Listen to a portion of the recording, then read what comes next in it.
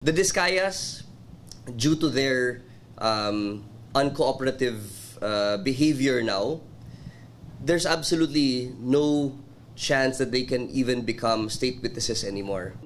Sarado na ang pinto sa mag-asawang kontratistang Curly at Sara Discaya para maging state witnesses sa mga kaso sa manumalyang flood control projects. Kasi lahat po talaga ng kabalastugan ng DPWH pinasukan na talaga ng Discaya eh. So I don't think they're in any position to bargain with the government, especially with their status as state witness. Git ng Office of the Ombudsman, paano raw magiging state witnesses ang mga taong nasa sentro mismo ng naging operasyon para commit back sa mga proyekto ng DPWH?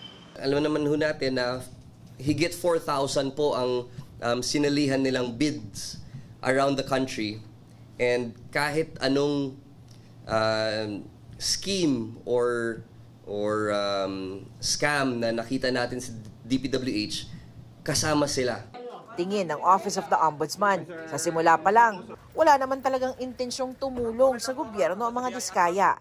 Nakikita na lang daw nila nakaharap sa kanila ang mga Discaya pag gumulong na ang preliminary investigation. Sa ngayon, nakaharap ang mga Discaya sa mga reklamo ng DPWH at Commission on Audit para sa 5 flood control projects sa Bulacan na nagkakahalaga mula 39 million hanggang 96 million pesos. Kapwa-respondent nila sa mga reklamong ito ang Sims Construction at Wawaw Builders at ang mga opisyal ng DPWH First Engineering District of Bulacan. The wheels of justice will turn on the Discayas if they refuse to cooperate.